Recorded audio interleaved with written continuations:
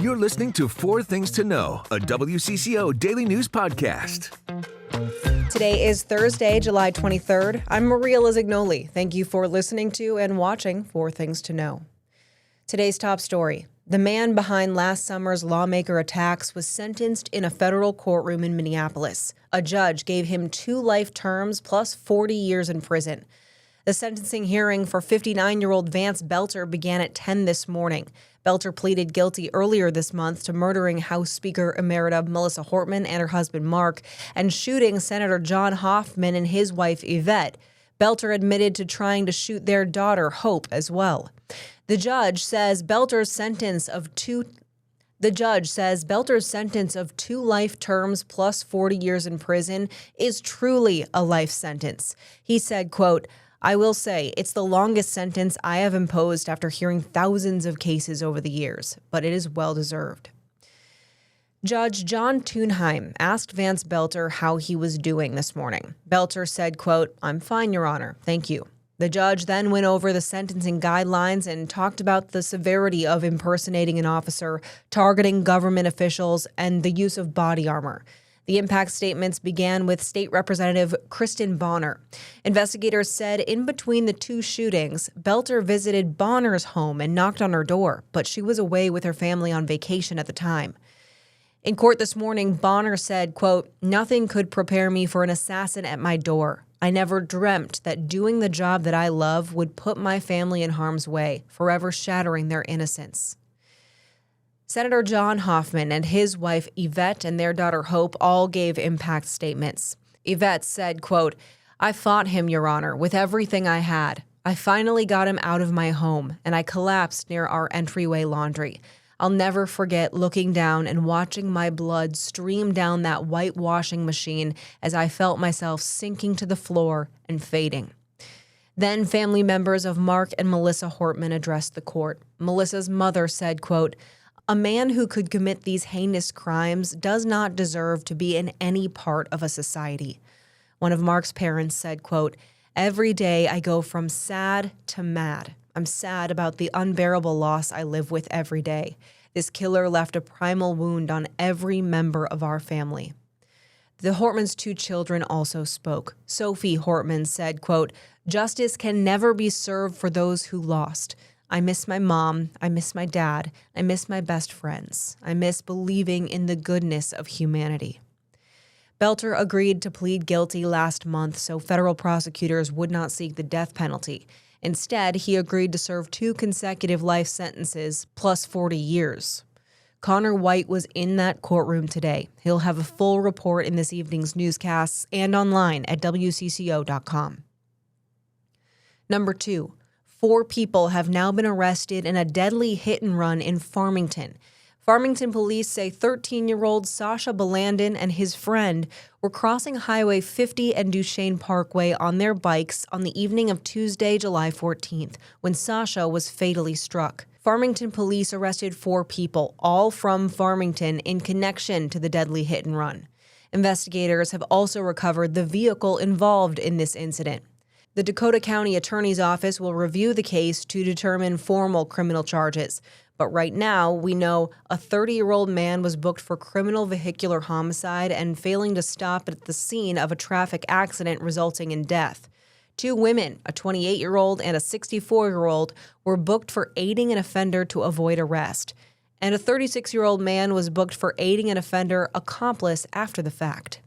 Police say as evidence continues to be processed, more arrests are possible. But again, so far, no one has been charged.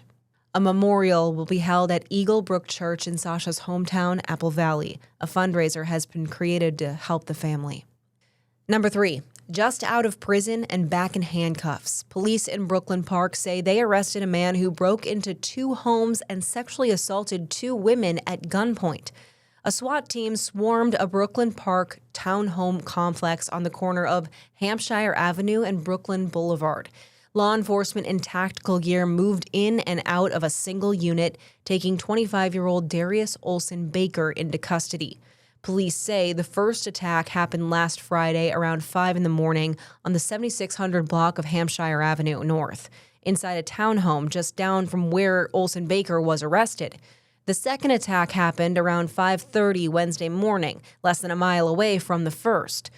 Here's Brooklyn Park Police Chief Mark Bruley. There's a lot of things about this that really bother me. The nature of the crime, the way that our victims were approached in the middle of the night in their homes, the sexual assault with a gun by an individual who lives right next door and just got out of prison.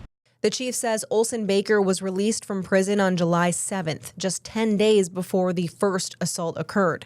Olson-Baker is being held at the Hennepin County Jail and hasn't been charged yet. For residents in the Hartkampf and Shingle Creek neighborhoods, there is a community meeting planned for tonight at 6 p.m. to address these assaults. This is at the Prince of Peace Lutheran Church. Frankie McLister spoke with one of the victims. He reports from Brooklyn Park. Now there's a lot of online chatter that is actually praising Brooklyn Park Police for their efforts. Now, Olson-Baker's previous history shows that he already had 3 felonies. 2 of those were weapons charges and another was an assault charge. According to court docs, he said that he was sentenced to 5 years 3 years ago, but we're unsure exactly why he got out of custody on July 7th. We do know that typically in Minnesota, you only have to serve 2/3 of that sentence exactly in custody. Please, don't do this. I don't have money. I don't have anything. Please. So that was the first victim that spoke with us, actually herself, on Friday. The thing about this case is charges could come down at any moment today, so we're going to keep you posted. Number 4, it's disgusting and dangerous, and workers are being forced to dig through it. Wednesday, the state announced it fined a hospital for throwing out infectious waste. As Jason Rantala reports from Stillwater, staff at the landfill say they're sick of medical centers not following the rules. An East Metro waste processing facility says improper disposal of infectious waste is a huge problem. They say workers have come across vials of bodily fluids, even body parts. It's far from a pretty sight, but these are some of the things employees at the Ramsey Washington Recycling Energy Center came across last year. Blood-filled tubes, knee and shoulder sockets, even intestines. It's not just a physical harm, it's also trauma, mental health, like just the mental toll on, looking at body parts or finding body parts when you're not looking for that. And just the risk of knowing, hey, this may impact my health going home and with my family. Wednesday, the Minnesota Pollution Control Agency said they fined Lakeview Hospital in Stillwater nearly $16,000. The agency said late last year, a load of their trash contained infectious waste like liquid blood and other items contaminated with blood. Facility Director Sam Hall says this is one of more than 300 instances in just the past 3 years alone of finding infectious waste at their Newport facility. Hall says legislation passed in Minnesota this year aims to study the issue in hopes of finding a solution to this. What we want is compliance. We want the hospitals, the employees to be safe. We want our employees to be safe, and we want the waste to be properly managed. A spokesperson with Health Partners says they responded promptly to the issue, and they continue to strengthen processes to maintain high standards. In Stillwater, Jason Rantala, WCCO News. Those are the 4 things to know today. Now let's check in on our forecast. Hey guys, thanks for the meteorologist Adam Del Rosso checking in. Things remaining pretty quiet and comfortable as we head throughout our Thursday evening and into tonight. Temperatures will be going from near 80 this afternoon down to about the mid-60s for our overnight low temperatures. So not quite as cool as the last several mornings, but still not bad. Tomorrow we'll notice a couple of changes. It's going to be a little bit warm, a little more humid, and a little bit breezy. High temperatures back near average in the mid-80s. You get into the evening hours across northern and central Minnesota. There could be a couple of spotty storms, but things look to stay dry around the metro. Our main focus as we head into the weekend, another heat wave with high temperatures getting back into the 90s. This has been 4 Things to Know. I'm Maria Lazignoli, and I'm here with the news you need every weekday afternoon by 3 o'clock.